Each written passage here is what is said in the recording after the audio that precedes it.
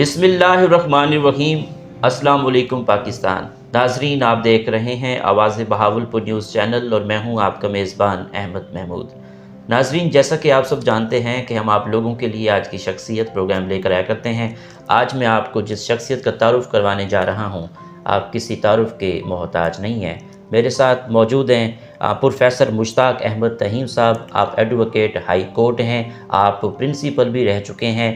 آج ہم قانون کے حوالے سے بات کریں گے، آج ہم تعلیم کے حوالے سے بات کریں گے، آپ کی پروفیشنل لائف کے حوالے سے خصوصی گفتگو کریں گے۔ تو آئیے بات کرتے ہیں، ملاقات کرتے ہیں۔ السلام علیکم جناب۔ وعلیکم السلام۔ کیسے ہیں آپ؟ الحمدللہ، خیریت سے ہیں جناب؟ بالکل ٹھیک، الحمدللہ۔ جناب، آپ نے اپنی ابتدائی تعلیم کہاں سے حاصل کی؟ آپ کا تعلیمی سلسلہ کیسا رہا؟ بسم اللہ الرحمن الرحیم۔ میں نے اپنی ابتدائی تعلیم کا آغاز جو ہے مڈل سکول ہیڈ پلہ کالونی سے شروع کیا۔ ہم موضع چھون کے رہائشی تھے، ٹھیک سر۔ وہاں سے شروع کیا۔ پھر اس کے بعد میں نے میٹرک جو ہے وہ کی حاصل پور سے، اور ابھی تک میرا وہاں پہ آرٹس میں میرا جو ہے وہ ریکارڈ موجود ہے، وہ نہیں ٹوٹا۔ ماشاءاللہ۔ اور پھر میں چشتیہ میں چلا گیا، وہاں میں نے ایف اے کیا، تو وہاں میری ہائی سیکنڈ ڈویژن رہی۔ اس کے بعد جو ہے میں نے بی اے وہاں کیا، تو بی اے بھی میں نے جو ہے وہ میری دوسری پوزیشن تھی، فرسٹ ڈویژن تھی، لیکن پوزیشن ایک نمبر سے میں دوسری پوزیشن پہ تھا۔ اور وہاں میں نے اسٹوڈنٹ یونین کا 79 میں الیکشن لڑا، اسٹوڈنٹ لیڈر کے حساب سے۔ ماشاءاللہ۔ تو الحمدللہ جو میرے مد مقابل دو تھے، ایک کو پڑے جو غوری صاحب تھے، ان کو پڑے 84 ووٹ، اور جو میرے سامنے دوسرا جو آج شاعر بھی ہے آج کل، وہ سعد اللہ شاہ صاحب انگریزی والے، وہ شاعر بھی ہیں، وہ لاہور میں ایف سی کالج میں غالباً یا کسی کالج میں ہیں، تو ان کو پڑے 104، اور مجھے اکیلے کو 296 ووٹ پڑے۔ اچھا، تو وہ دور بھی ماشاء اللہ کا تھا، لیکن بہرحال وہاں پہ جو ہے پھر وہ لوگوں نے مجھے چونکہ اچھا مقرر تھا میں، تو اس حوالے سے پھر میں وہاں پہ جو ہے پھر میں چلا گیا زکریا یونیورسٹی۔ نائٹ میں نے جو ہے وہ داخلہ لے لیا لاء میں، اور ڈے کو میں نے بی ایڈ کیا۔ تو پھر جو ہی میرا بی ایڈ بھی ہو گیا، لاء بھی ہو گیا، تو پھر میں نے وہاں پہ جو ہے ایم اے میں داخلہ لیا زکریا یونیورسٹی سے۔ تو وہاں سے میں پھر وہاں پہ میری اوورآل جو ہے وہ پوزیشن بھی فرسٹ تھی، اور وہاں پہ میری جو ہے کیا کہنا چاہیے کہ میری ڈسٹنکشن تھی۔ تو ابھی میں وہاں سے نکلا تھا کہ پھر میری چونکہ اوور ایج تھی، دیہاتی بیک گراؤنڈ تھا میرا، تو میری عمر کچھ زیادہ تھی، تو میں اوور ایج ہو رہا تھا، تو میں پھر جو ہے میرا ایڈ ہاک پہ ہو گیا لیکچرر، لیکن میں نے وہ جوائن نہ کیا۔ تو میں ایس وی ٹیچر سے میں نے اسٹارٹڈ مائی اپنا پروفیشنل کیریئر یا ٹیچنگ کیریئر اپنا یہ جمال پور سے۔ تو جمال پور سے میں 84 تک جو ہے 1984 سے یعنی 84 میں ایس وی ٹیچر تھا۔ پھر S S T head master مجھے کھنڈا موڑ تعینات کر دیا گیا، وہاں پہ میں پھر ہیڈ ماسٹر تھا، تو وہ میں گریڈ 16 میں چلا گیا۔ اور ابھی وہاں میں 1 سال نہیں گزارا کہ میں نے لیکچرشپ کے لیے کیا پبلک سروس کمیشن کے تھرو، تو میری اوورآل 5ویں پوزیشن آ گئی۔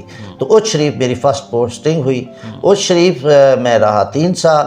پھر وہاں پہ جو ہے وہ کچھ میری ایکٹیویٹیز جو تھی کچھ لوگوں کو پسند نہ آئی، کسی گروپ سے وہاں کے جو وڈیرے ہیں یا جو پیر یہ ہے خانوادے ہیں، تو میرا وہاں پہ زیادہ جو اٹیچ تھا وہ میرا تعلق زیادہ محبت تھی بخاریوں کے ساتھ۔ ان کو 2 بیٹے تھے، وہ بھی تھے تو شاہد اور مزمل، اور ساتھ ساتھ عامر یار وارن کے جو 2 بیٹے تھے، ایک عامر یار وارن اس کا بیٹا تھا، اور اس کے بھانجے کا جو غلام قادر صاحب کا لڑکا تھا وہ خالد بات، وہ بھی میرے شاگرد تھے۔ تو پھر وہاں انہوں نے اس حوالے سے وہاں سے میرا ٹرانسفر جو ہے گجرات کر دیا، لیکن میرا پیرزادہ صاحب نے میرا وہ ٹرانسفر کینسل کروایا، میاں ریاض چند پیرزادہ صاحب نے، اور پھر مجھے جو ہے انہوں نے ڈیرہ نواب صاحب میں بھیجا۔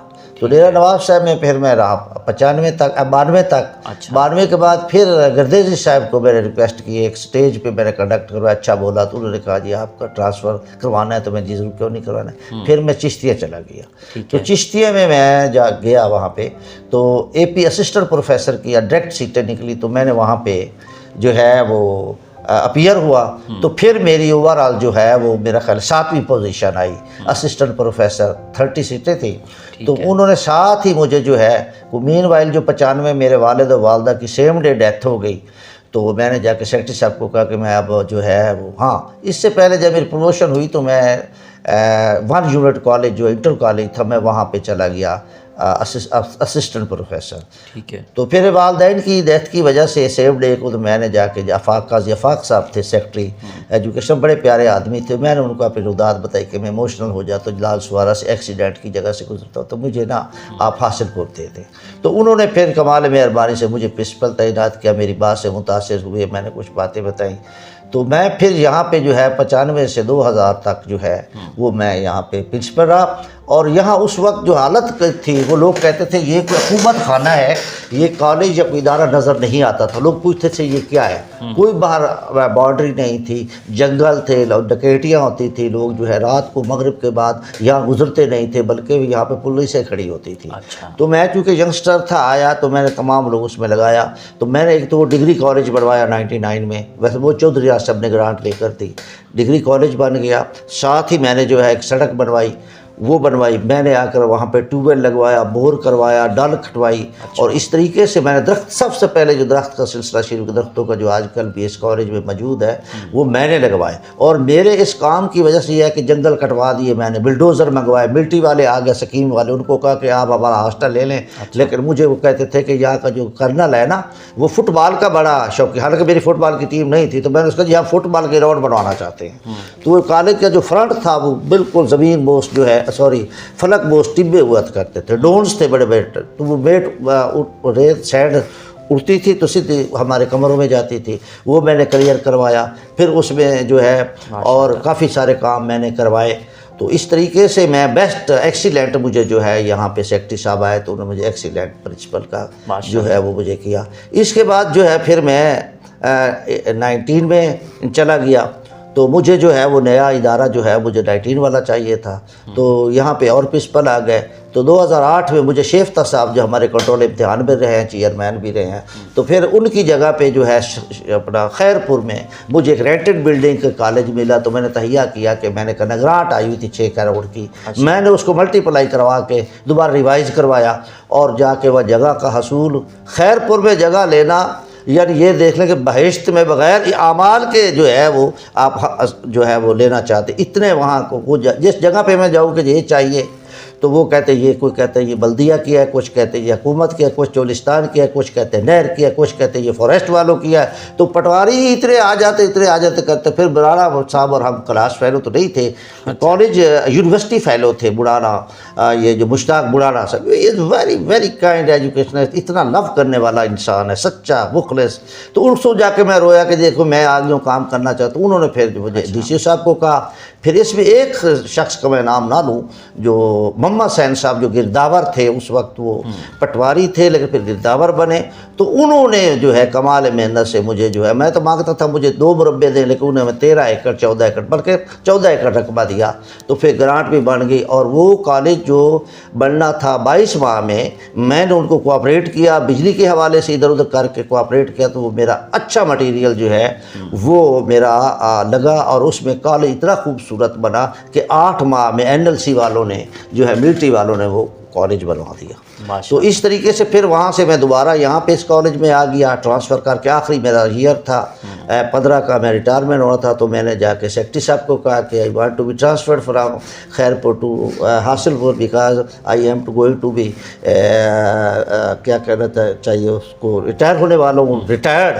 تو میں چاہتا ہوں کہ اپنے ہی شہر سے اپنے کالج میں جو باقی بات جگہ ہو. تو یہاں پہ اس وقت APS کا ہو چکا تھا وہ وقوعہ جو بڑا دلدوز ہے, سارے ہمارے بچے جہاں پہ شہید کر دیے گئے.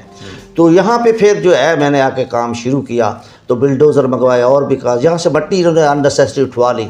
تو میں نے وہاں پہ آ کے دوبارہ 13 لاکھ روپے شہر سے میں نے کیا نکالا اور آ کر یہاں پہ کام شروع کیا. اور اس میں جو ہے یہ جب کام شروع کیا تو آپ یہ دیکھیں کہ اسی دور میں ہمارے پاس ایڈیشنل IG اور یہ براڑا صاحب یہ سیکٹری SNDAD تھے. تو یہ آئے تو انہوں نے مجھ سے پوچھا کہ یہ آپ کا ایگزٹ کا ہے. میں کہ سارا ایگزٹ ہی ہے, دیوار تو ہے نہیں. تو ایگزٹ تو ہم تو یہاں بس آسمان, کھلے آسمان کے نیچے اللہ کی حفاظت میں بیٹھے ہیں. کوئی کدھر سے آ جائے, چوریاں ہوتی ہیں, ہمیں کنٹرول کر لیتے ہیں, لیکن ہم یہاں بس اللہ کے رحم و کرم پر بیٹھے ہیں. جس طرح آج کل غزہ کے لوگ بیٹھے ہیں, ہم بھی وہاں میں نے یہ سمجھے یہاں بیٹھے تھے. تو انہیں کتنا مانگ, تو میں نے کہا 2 کروڑ روپیہ ہمیں چاہیے. میں نے اس کا ایسٹیمیٹ لگوا چکا تھا. یہ 4 دیواری جو بنی ہوئی ہے یہ ساری کی ساری کالج کی اے بنوائی، اور اس میں 33 ایکڑ رقبہ غیر جو اکوپینٹس تھے، یہ قبضہ گروپ تھے، ان سے میں نے ویکیٹ کرا۔ اس میں مجھے بڑے تھریٹس ہیں سیاسی لوگوں کے کہ جناب آپ کے کوئی باپ کی جائیداد ہے۔ میں نے کہا میں اپنی ملکیت نہیں بنا رہا ہوں، میں بچوں کے لیے لینا چاہتا ہوں تاکہ آئندہ یونیورسٹی بنے۔ تو یہ 13 ایکڑ کو 14 ایکڑ کو بلکہ میں نے آج 50 ایکڑ کا وہاں پہ جو ہے 2 مربع زمین بنوا کے دی۔ پانی جو ہے وہ میں نے 4 گھنٹے کے بجائے 9 گھنٹے کروا دیا، اور ایک بس جو ہے وہ بھی ہم اس دوران مل گئی۔ تو میں نے یہاں پہ جب کیا تو یہاں پہ جب وہ سیکٹری صاحب ایک تشریف لائے تو انہوں نے جب میری وہاں پہ ایکسیلنسی دیسی کمپیٹنسی دیکھی، میرا نظم و ضبط کالج کا دیکھا، تو انہوں نے بیسٹ آف دا یعنی ایکسیلنٹ ایڈمنسٹریشن جو شو کی کہ یہ اس نے جو ہے یہاں پرفارم کیا۔ تو یوں میرے ہوتے یہ جب میں نے 34 سال کام کیا ہے، میرا رزلٹ کبھی سبجیکٹ کا بھی لو نہیں آیا، اور کبھی بھی میرے ادارے کا جہاں پہ میں رہا ہوں وہ بھی نہیں، اور میں کبھی ڈیمانڈ یہ نہیں کیا کہ مجھے کلاس روم دو، میں نے کہا مجھے اچھے ٹیچر دے دیں، میں نیچے بیٹھ کے یہ جو جیسے ہوتے ہیں نا لوگ کہتے ہیں کوئی راوین کہتے ہیں کچھ، میں کہتا ہوں میں ٹاٹ پہ بیٹھے والا ٹاٹیاں ہوں، نہ میں صادقیان ہوں، نہ میں راویان ہوں، نہ ایچ حسینیان ہوں، میں تو ٹاٹ پہ بیٹھنے والا آدمی ہوں۔ تو اس طریقے سے پھر جو ہے وہ رزلٹ اتنے اچھے ہے کہ الحمدللہ مجھے یہ بلا کہ میں پھر 19 ہی گریڈ میں جو ہے وہ مجھے جو ہے اپنا کیا کہنا چاہیے کہ میری ریٹائرمنٹ ہو گئی۔ ابھی 20 دن اور مجھے ملتے تو شاید 20th میں میں ریٹائر ہوتا۔ تو یہ میرے ہاں تعلیمی ہے، لیکن میں تعلیم کے حوالے سے یہ کہنا چاہتا ہوں۔ جی میں یہاں پہ آپ سے سوال کروں گا کہ پاکستان کے موجودہ تعلیمی نظام پر آپ کا کیا تبصرہ ہے؟ میں گزارش یہ کرنا چاہتا ہوں کہ ہمارا جو موجودہ نظام تعلیمی ہے یہ طبقاتی نظام ہے، یہ غریب کو غریب کرتا جا رہا ہے، امیر امیر ہوتا جا رہا ہے، غریب کو مواقع ہی نہیں ملتے۔ آپ اگر فیسلٹیز کے اعتبار سے اسلام آباد اور حاصل پور کو کمپیئر کر لیں تو آپ کو ایسا لگے جیسے ہمیں ستیلی ماں کا جو ہے وہ وہاں پہ کیا جا رہا ہے۔ تو یہاں پہ جو ہے ایجوکیشن جو ہے in fact education and nation rise together, یہ پیرالل چلتے ہیں۔ ایجوکیشن دیتے جائیں قوم اٹھتی جائے گی۔ یہ پیغمبروں کو جو ہے کتابیں دی گئی تھی، صحائف دیے گئے تھے، ڈالر نہیں دیے تھے، سونا چاندی کے زوادید کیے، ایجوکیشن ہی یہ ایجوکیشن جو ہے یہ ایڈوانس یعنی یہ چیز ہے جو آگے چلتی ہے، قومیں اور ملک اس کے پیچھے پیچھے چلتے ہیں۔ تو اس میں پاکستان میں بطور خاص جیسے میں نے عرض کیا ہے کہ یہ جو طبقاتی نظام ہے یہ ہمیں آگے نہیں بڑھنے دیتا، یہ کامن لوگ جو ہے اس سے استفادہ نہیں کر سکتے۔ اور میرا اکثر یہ بھی رہتا ہوں کہ اساتذہ کرام بھی جو ہے ہم وہ ان کی وجہ سے بھی یہ ہوتا ہے کہ ہم کالج میں تو پڑھاتے نہیں، میرا ان کے ساتھ یہ جھگڑا رہتا تھا کہ میں ان اکیڈمیوں کے خلاف تھا کہ جی آپ کالج میں تو پڑھاتے نہیں ہیں اور اکیڈمی آپ تیاری کر کے جاتے ہیں۔ تو اب اس وجہ سے جو ہے وہ انحطاط ہو گیا ہے، اور یہ لمبا فکر نہیں ہے، یہ ہمارے جو کولیگ ہیں یہ ان کے لیے سوچنے کی بات ہے، بلکہ شرم کی بات ہے میرے لیے بھی ان کے لیے کہ پرائیویٹ اداروں کے رزلٹ اچھے آ رہے ہیں، پرائیویٹ ادارے جو فلورش کر رہے ہیں وہ آگے بڑھ رہے ہیں، اور ہم لوگ جو ہے اتنے کروڑ روپے اور لگا کے ہمارے اداروں میں لوگ جو ہے کوئی آتے نہیں ہیں، بلکہ یہ تو بکنگ آفس بن گیا ہے۔ معذرت کے ساتھ یہ کہوں گا کہ یہاں صرف بچے جو ان کو بکنگ آفس ایڈمیشن ہوتا ہے پڑھتے ہوئے اکیڈمیوں میں ہیں۔ تو اگر ہم نے پاکستان کو ترقی کے منازل کی طرف لے جانا ہے، طبقاتی نظام ختم کرنا ہے، اور جیسے اقرا کا لفظ ہے کہ اللہ پاک کا کلام اقرا سے شروع ہوتا ہے، اور دعا بھی یہ ہے کہ رب زدنی علم، اللہ میرے علم کو کر، کہیں یہ نہیں کہا گیا مجھے سونا دے دے مجھے چاندی دے دے، فرمایا کہ رب زدنی علم، اللہ میرے علم کو۔ تو علم پہ جتنے جو ہے وہ آپ اب اس میں کیا پرسنٹ کتنی ہوتی ہے اس میں یعنی 1.5 یہ ہوتا ہے ہارڈلی اس پہ جو ہے ایجوکیشن پہ خرچ کرتے ہیں۔ جب تک آپ ایجوکیشن کو پروموٹ نہیں کریں گے عوام کو، آپ نے نہ تمہارا سیاسی نظام مستحکم ہو سکتا ہے، نہ تمہارا مارل نظام ہو سکتا ہے، نہ تمہارا معاشی نظام اچھا ہو سکتا ہے، نہ تمہارا سیاسی نظام ہو سکتا ہے، نہ تم تو قوموں کی ترقی میں جو قوموں کے ساتھ تم مقابلہ کر سکتے ہو۔ انجینئر بناتے ہیں استاد، جی آپ کہیں بھی ڈاکٹر بناتے ہیں استاد، یہیں سے پڑھے والے لوگ جو ہے جہاں آپ دیکھیں کہ یورپ میں ان کو فیسلٹیز دیتے ہیں تو وہ کتنے اچھی پرفارمنس دے رہے ہیں، ان کی پرفارمنسز اتنی اچھی ہیں کہ وہ پاکستانی لوگ جو ہے اپنا نام، یہاں ہمیں سہولت نہیں ملتی، یہاں ہمیں وہ چیزیں ہی نہیں ملتی، وہ گورنمنٹ کی ہمیں پروٹیکشن ہی حاصل نہیں ہے جتنی ہونی چاہیے۔ جگیردارانہ نظام ہے، طبقاتی نظام ہے، عمرا کے بچے یہ چاروں کے، شاید ججوں کے بچے ہوں یا جرنیلوں کے بچے ہوں یا سیاستدانوں کے بچے ہوں یا بیوروکریٹس ہوں، ان کے بچے غیر ممالک میں پڑھتے ہیں وہ شادیاں بھی وہیں کرتے رہتے بھی وہاں ہیں. تو پاکستان کی ترقی میں تو جو ٹیلنٹ ہے وہ تو باہر چلا جاتا ہے. تو میری استدعا یہ ہے، آپ تو یہ ایک موقع مجھے ملا ہے کہ ایجوکیشن فار آل کریں اور فری ایجوکیشن فار آل کریں. فری ایجوکیشن دیں، بالکل آپ گھٹا دیں، ہمارا ملٹری کا گھٹا دیں، بیوروکریسی گھٹا دیں، ان کے بجٹ کم کر کے ایجوکیشن آپ 100% کر دیں، 80% کا. ہم سے پیچھے بنگلہ دیش کو آپ دیکھ لیں، سری لنکا کو، تو جتنے کنٹریز جو ہیں، میرے ڈزنز آف کنٹریز جو ہیں یہ 1947 کے بعد ہوئے ہیں اور ہم سے ہر حوالے سے بہت آگے ہیں. تو ہم کہاں بیٹھے ہیں؟ ہمارا 33% بھی بنتا ہے، جس میں صرف امپریشن والا کو شامل کرتے ہیں. ایکچولی ہماری 10-20-22% ہی ہم لوگ لائٹریٹ نہیں، ایجوکیٹڈ نہیں ہیں. تو میری استدعا یہ ہے گورنمنٹ سے کہ اس کو جو ہے، خاص طور پر یہ بیچارے اساتذہ کی پینشن کا اور ان کی جو ہے کیا کہنا چاہیے، یہ لیو انکیشمنٹ بند کر رہے ہیں. یہ غریب طبقہ ہے، محنت والا طبقہ ہے، یہ درویش ہے، پگرامنا پیش ہے. مجھ سے آپ میرا استاد نکال لیں، اگر آپ مجھ سے میرا استاد نکال تو میں تو دڑام سے گر جاؤں گا. میں تو استاد کے بغیر میری عمارت ہی نہیں ہے، میں تو یہاں گر جاؤں گا. میرا استاد اگر نکال دے، جو کچھ ہوتے پکڑایا 2-3 دوست ہیں میرے استاد، تو میں تو گر جاؤں گا، میرا وجود ہی ختم ہو جائے گا. تو گویا یہاں پہ ایجوکیشن کو پروموٹ کریں، ایجوکیشن کو پریفر کریں اور ایجوکیشن میں یکساں نظام تعلیم لائیں، تاکہ آپ کا ملک جو ہے وہ ہر حوالے سے، یعنی آل اسپیکٹڈ جو ہے وہ ترقی کرے گا اور انشاءاللہ کرے گا. تو یہی میری اس حوالے سے استدعا ہے کہ ایجوکیشن دیں، غریب امیر کا فرق مٹا دیں، تو آپ کو اچھے افیسر ملیں گے، دیانتدار افیسر ملیں گے، محنتی بچے ملیں گے، تو سارا معاملہ آپ کا ٹھیک ہو جائے گا اگر آپ ایجوکیشن کو ٹھیک کر لیں. ٹھیک جناب، آپ کی اس کامیابی کے سفر میں دوستوں کا، اساتذہ کا، والدین کا کتنا ساتھ رہا؟ میں یہ سمجھتا ہوں کہ میرا والدین کی دعائیں اور ان کی قربانی شامل ہے کہ میں صبح اٹھتا تھا تو بعض اوقات یہ ہوتا تھا، آپ سمجھتے باسی روٹی رات کی کھا کے بھی مجھے میری والدہ جو صبح تیار کرتی تھی، میں بالکل یعنی یہ نہیں کہ بے کچھ نہیں تھا، لیکن میں بالکل ایک غریب گھرانے سے تعلق رکھتا تھا.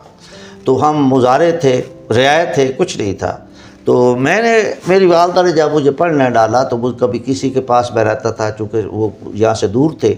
تو میں سمجھتا ہوں کہ میری والدہ کی، اور یہ آپ یہ دیکھیں کہ ایک دفعہ میٹرک کے امتحان میں 80 روپے مجھے چاہیے تھے داخلے کے لیے. تو میں نے اپنی والدہ کو کہا کہ مجھے 80 روپے چوری کا کہاں سے دیں گے؟ میں نے کہا لاسٹ ڈیٹ ہے، آج اتوار ہے، سوار کو ہمارے داخلے جانے ہیں.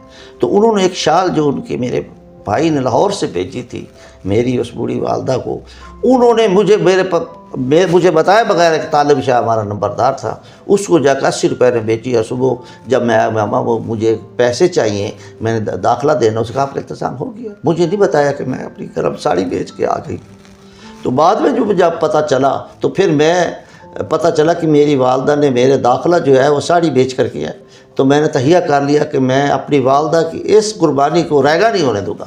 پھر میں نے محنت کی، بھائیوں کو ساتھ لگایا. تو ایک ایجوکیشن جو ہے ہمارے فیملی میں، اب پولیس میں بھی ہیں، اب لیکچرر بھی ہے، میری بیٹی بھی ٹیچر ہے، میری ایک بھتیجی ہے وہ لیپا لگتی، وہ بھی لیکچرر ہے، اور اسی طریقے سے مختلف ڈاکٹر ہیں، انجینئر ہیں. تو میں نے ایک ایجوکیشن کا جو انقلاب ہے، ریولوشن ہے ایجوکیشن میں کر کے اپنے خاندان کو، اپنے ٹرائبز کو اوپر اٹھا کے میں نے کیا. یہ تو میری والدہ. اور جہاں تک اساتذہ کے بغیر میں نہیں کہتا، اساتذہ کا کوئی کہتا ہے کہ استاد کے بغیر کوئی بڑا آدمی بن سکتے تھے، میں کہتا ہوں کہ وہ فول ہے، اس کی سوچ صحیح نہیں ہے، وہ وائز نہیں ہے، وہ غلط بیانی کر رہا ہے. استاد ہی وہ چیز ہے جو آپ کو زمین سے اٹھا کر آسمان پہ لے جاتا ہے. باپ پیدا کرتے ہیں، چھوڑ دیتے ہیں. ہمارے پاس جب آتے ہیں بچوں کو ہمیں مینٹ کرنا پڑتا ہے، ٹرین کرنا پڑتا ہے، سکھانا پڑتا ہے، کبھی مفکر، کبھی مدبر، کبھی فسوگر، کبھی مداری. میں اپنے نونہالان قوم کے خون سے کرتا ہوں آبیاری. ٹیچر تو کئی رول اس کو ادا کرنے پڑتے ہیں، اور میں وہ ٹیچر ہوں جو مارتا نہیں ہوا. جہاں پہ آپ جائیں، یہاں 80 کے قریب میرے شاگرد ہیں، لا کے وکیل ہیں، ان سے پوچھ لیں میں کیسا ٹیچر تھا، آپ کو بتائیں گے. اس طرح جہاں جاتا ہوں تو مجھے عزت ملتی ہے، کھڑے ہو جاتے ہیں لوگ. آپ میں سے بھی شاید آپ کوئی میرے شاگرد ہوں کہیں. تو اس طریقے سے میں سمجھتا ہوں کہ استاد کا رول جو ہے وہ بہت ہی بنیادی ہے، پیوٹ ہے، اسینشیل ہے. اس کے بغیر تو آدمی کچھ کر ہی نہیں پاتا. اور پھر جب آپ محنت کریں گے، استادوں کی دعائیں ہوں گی تو اللہ کی رحمت پھر ضرور شامل ہو جاتی ہے. میں مایوس ہوتا ہی نہیں ہوں کبھی. لا تقنطوا من رحمت اللہ. محنت آپ کریں، لیس الانسان الا ما سعى. محنت شرط ہے، محنت کر کے دیکھیں. تو توکل کا یہ مطلب ہے کہ خنجر تیز رکھ اپنا، پھر انجام اس کی تیزی کا مقدر کے حوالے کر، محنت کر کے دیکھیں۔ ایسا ہوتا ہی نہیں ہے کہ اللہ پاک عادل ہے اور آپ کی وہ محنت کو ریگا کرے گا۔ میں آپ کے سامنے بیٹھا ہوں، ایس پی ٹیچر سے چل کر کہاں ڈائریکٹر کالجز تک کہاں میں مطلب پہنچ گیا، اور آپ یہ دیکھیں یہ کیا ہے، یہ اللہ کی رحمت اور ٹیچر ہی میں سمجھتا ہوں کہ he is the teacher who has made be so. آپ کی نظر میں کامیابی کیا ہے؟ میری نظر میں کامیابی یہ ہے کہ آپ محنت کریں، دین اور دنیا کو، میں سمجھتا ہوں کہ دین کو، دنیا کو دین پہ نہ آنے دیں، دیانتداری سے محنت کریں آپ، ورک اینڈ ورک ہارڈ۔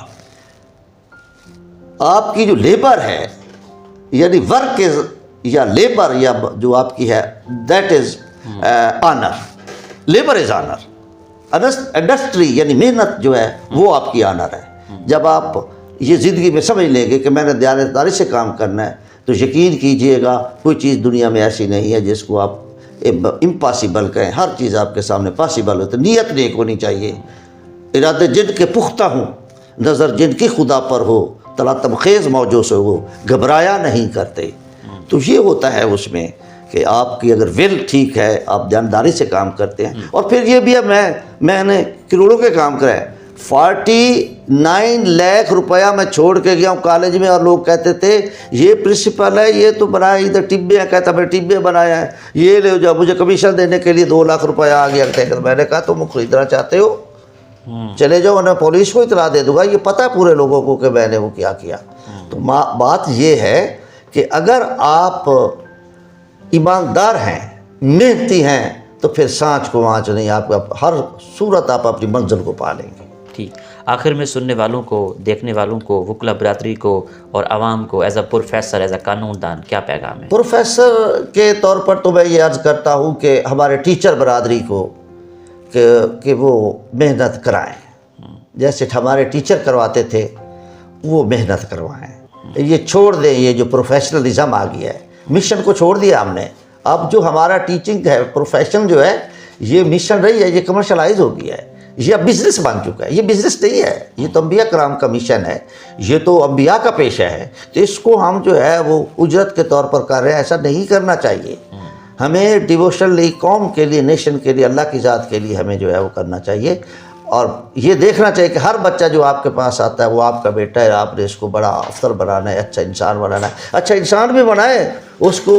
آج کل پرائیویٹ اداروں کا جو گلہ بنتا ہے، وہاں پہ ایجوکیشن تو ہے، ٹریننگ نہیں ہو رہی۔ وہ ٹیچر کو سر نہیں کہتے، میڈم کو میڈم نہیں کہتے، اس کو بھی ٹیچر کہتے ہیں، جبکہ آپ جانتے ہیں کہ ہم استاد مکرم کہتے تھے یا استاد محترم کہتے تھے یا سر کہتے تھے۔ اب سر سے ہم جو ہیں وہ سفر کرتے پیچھے آئے ہیں۔ اب وہ ٹیچر کو ٹیچر کہتے ہیں، کالج کا ٹیچر ہے یا کوئی جج ٹیچر کو پتہ ہے کہ میں اس کو پے کرتا ہوں، اس لیے رسپیکٹ اساتذہ کی بھی ڈکلائن ہو رہی ہے۔ اور ساتھ ساتھ جو میں عرض یہ کر رہا تھا نا اس والی کہ آپ جو ہیں یہ بچوں کے حوالے سے کہ آپ ان کے اندر ٹریننگ کے ایجوکیشن کے ساتھ ساتھ تربیت بھی کریں۔ تربیت کا فقدان میں نے دیکھا پرائیویٹ کالجز میں۔ پرائیویٹ کالجز کے بندے اتنے مدد بچے نہیں ہوتے جتنے ہم سرکاری سکولوں میں یا جو بچے ہوتے ہیں وہ نکلتے ہیں باہر۔ تو اس طرف ان سکول والے دوستوں کو بھی کرنا چاہیے کہ ایجوکیشن کے ساتھ ساتھ ان کی تربیت بھی اخلاقی لحاظ سے کریں۔ تو میرا خیال ہے جب آپ اچھی ٹریننگ کریں گے تو پھر کیوں نہ پیدا ہوں گے اصحاب صفہ والے، پوری دنیا کو سر نگو کرنے والے، پوری دنیا کو فتح کرنے والے۔ اگر اصحاب صفہ پہ بیٹھ کر، کھردرا کپڑا پہن کر، باسی کھانا کھا کر، وہاں پہ بیٹھ کر پوری دنیا کو فتح کرتے ہیں، کتنے ہزار میل، 24-30 ہزار مربع میل سے بھی آگے، لاکھ مربع میل سے بھی آگے فتح کرتے ہیں، تو یہ کیا تھا؟ یہ فیضان نظر تھا کہ مکتب کی کرامت تھی، سکھائے کس نے اسماعیل کو آداب فرزندی۔ استادوں کو آداب فرزندی بھی سکھانا چاہیے اور ان کو ایز انسانیت بھی سکھانی چاہیے۔ تو آپ پھر دیکھیں گے کہ یہی بچے آپ کا ایک آپ کا فخر بن جائیں گے اور بنیں گے انشاءاللہ۔ پھر ایک پیدا ہوگا۔ اسی طریقے کے ساتھ آپ قائد اعظم محمد علی جناح جیسے وہ بھی لوگ پیدا ہوں گے، علامہ اقبال جیسے لوگ بھی پیدا ہو گئے، اور کیا نہیں ٹیپو سلطان جیسے، محمد بن قاسم، طارق بن زیاد، موسیٰ بن نصیر، ایسے ہی وہ وہاں سے نکلے ہوئے لوگ ہیں جو زمین پر بیٹھنے والے لوگ ہیں وہ کلینوں پہ یا جہازوں پہ محلوں پہ بیٹھنے والے نہیں نکلتے، یہیں سے نکلتے ہیں، اور یہیں سے جو ہے پھر خاک میں مل کر خاک جو ہے کہتے ہیں ذرا نم ہو تو یہ مٹی بڑی زرخیز ہے، جیسا کہ ہمارے ہاں بھی بڑا ٹیلنٹ موجود ہے، بس یہ ہے اس کو استعمال کرنے کی ضرورت ہے۔ تو جہاں تک وکلاء کا ہے، میں ایک بات یہاں ضرور کہوں گا کہ ہمارے وکلاء صاحبان میرے چونکہ شاگرد ہیں اور مجھے گلہ رہتا ہے ان سے کہ ایک تو یہ احباب جو ہیں محدود چند، سب ایک جیسے نہیں ہیں، تو یہ انفیکٹ جو ایکسپیڈیشس یا پرامپٹ جسٹس ہے اس میں رکاوٹ یہ ہے کہ پیشیاں بڑی لیتے ہیں، ایڈجسٹمنٹ بڑی لیتے ہیں، اچھا ایڈجسٹمنٹ کر کے کئی سال تک جو ہے وہ ایک ہی اس کو اتنا لمبا کرتے ہیں۔ اور پھر دوسرے نمبر پہ جو ہمارے یہ منشی صاحبان ہیں جن کے یہ جو منشی صاحبان ہیں میری نظر میں یہ تو دوزخ کے دروغے ہیں، یہ ایسے پڑھتے ہیں نا ہمارے ان کو کلائنٹس کو، ہمارے لیٹیگیٹس کو یقین کریں جیسے سمجھتے ہیں کہ یہ کوئی بینک لوٹ کر آ گئے۔ ابھی مجھے کہہ رہا تھا، آج بھی 2-3 کیس آئے ہیں، تو وہ مجھے کہہ رہے تھے یار کل بھی پیسے دے، آج پھر کہا تھا کتنا کہہ رہا تھا آپ کو 500، آج کس چیز کا دیجیے کہ آپ آج چونکہ آپ آئے ہیں لہٰذا مجھے 500 روپے دے پیشی، آپ کی پیشی کا فیس تو میں لے چکا ہوں، فیس بھی اچھی لیتا ہوں، 40-50 روپے لیتا ہوں، لیکن میرا یہ بھی ہے کہ ان سے ایڈوانس دے دیں نہ دے خرچہ لے لیتا ہوں، اور وہ دے کے جاتے ہیں لیکن یہاں یہ ہے کہ ایک تو یہ ڈیلے ہے، اور دوسری بات یہ ہے کہ یہاں پہ فری جو ہے غریبوں کے لیے کوئی ایسا ادارہ نہیں ہے۔ اب میں بنانے کی کوشش کر رہا ہوں کہ میں بورڈ بھی لگا دوں گا، اور جو بھی غریب مسکین، جو بھی خواتین بیوہ، جو بھی مطلب ڈیزرونگ لوگ ہیں اور جو فیسلٹیز نہیں رکھتے انصاف کی، تو میں ان کے لیے کوئی ادارہ بناؤں گا، اور اس میں خاص طور پر میں فری جو ہے اپنی خدمات جو ہے وہ وکلاء کے لیے کرنا چاہتا ہوں، اور وکلاء بھی یہی وہ کام ہوتے جو محنت کرتے ہیں۔ اب میں زیادہ فوجداری کرتا ہوں، میں پڑھتا ہوں، کسی بندے نے یہ پڑھا میجر ایکٹ، اتنی بڑی کتاب ہے، اس میجر ایکٹ سے لے کر آخری تک میں نے اس کو پڑھا، اور جب دیکھنے ہیں تو فوجداری الحمدللہ مجھے اس میں میرے جو استاد ہے اس میں خاص طور پر نثار گل صاحب ہیں جو سمجھتا ہوں، اور مظہر شاہ صاحب مجھے گائیڈ کرتے رہتے ہیں، کرتا میں فوجداری ہوں، اور میں ہائی کورٹ بھی جاتا ہوں تو بعض اوقات دیکھتا ہوں کہ جج صاحب مجھے کہتے ہیں کہ یار جب ہم نے آپ کو چھیڑے آپ کو چھیڑ رہے ہیں، میں ضرورت سے زیادہ جب آرگو کرتا ہوں تو میں ان کو کہتا کہ سر آم ناٹ آرگوئنگ فار وکٹری، آم arguing for fighting my case, for winning my case, for the sake of my case, تو میں کر رہا ہوں۔ تو آم ناٹ ہیئر، میں کوئی I'm not exaggerating here in your press interview میں، ان فیکٹ نا I'm making a mountain from a mole, I am telling you facts ہے، یہ فیکٹس ہے۔ تو یہاں پہ بھی ایک ایسا ادارہ ہونا چاہیے، اور ججز صاحبان کو بھی فیس دیکھ کے نہیں کرنا چاہیے، کرتے بھی نہیں ہیں موسٹلی۔ تو بہت اچھے ججز ہمارے سیشن جج، سارے جج بہت اچھے ہیں، تو کہیں نہ کہیں تھوڑی سی جب ہو جاتی ہے پوزیشن تھوڑی سی کہیں نہ کہیں جو ہے اس کو بھی ذرا خیال رکھنا چاہیے کہ تاکہ ہمارا عدل نہیں ہے تو پھر کچھ بھی نہیں ہے۔ بہت شکریہ sir, nice talking to you sir. آپ لوگ کی بڑی مہربانی، آپ لوگوں نے اس درویش آدمی کا جو ہے ہم فقیروں سے دوستی کر لو، گر سکھا دیں گے بادشاہی کے، آپ میرے پاس آئے، آپ نے مجھے عزت افزائی کی، میں آپ کا تہہ دل سے بلکہ دل کے عمق سے اور دماغ کی اعلیٰ چوٹیوں سے، بلند چوٹیوں سے، عرفہ چوٹیوں سے آپ کو شکریہ بھی ادا کرتا ہوں۔ آپ کی آئندہ کامیابی کے لیے بھی کہتا ہوں کہ آپ بھی جان تو دے دیں لیکن آن نہ جانے دیں۔ میں چاہتا ہوں کہ آپ بھی ارشد شریف جیسے بنے، چاہے یہ متنازع بھی ہو سکتی ہے بات میری، لیکن آپ کا نام ہو، کہیں کہ کہیں کوئی درویش بیٹھا تھا، کہیں کو حق کی آواز بلند کرنے والا بیٹھا تھا، کوڑے کھائے، ریت پہ لٹائے گئے، لیکن عاشق رسول جو ہے اپنے اس ایمان سے واپس نہ مڑے۔ آپ بھی اپنے پروفیشن سے نہیں ہٹیں گے، تو میں چاہتا ہوں کہ آپ کو اللہ پاک جو ہے اور بلندی عطا کرے، اور آپ ملک اور قوم کی خدمت صحیح جرنلسٹ، کیونکہ جب میں یہ کہتا ہوں کہ جرنلزم سٹارٹ کہاں ہوا ہے، جب قابیل نے حابیل کو قتل کیا تو قاتل قبیل تھا، حابیل اس کا بھائی تھا، وہ ان کی سسٹر سے شادی کی وجہ سے ہوا نا۔ تو جس شخص نے اس قتل پہ جو ہے وہ سب سے پہلے احتجاج کیا ہوگا وہ میرے نزدیک وہ صافی ہوگا کہ یہ قتل انسانیت کا غلط ہوا ہے.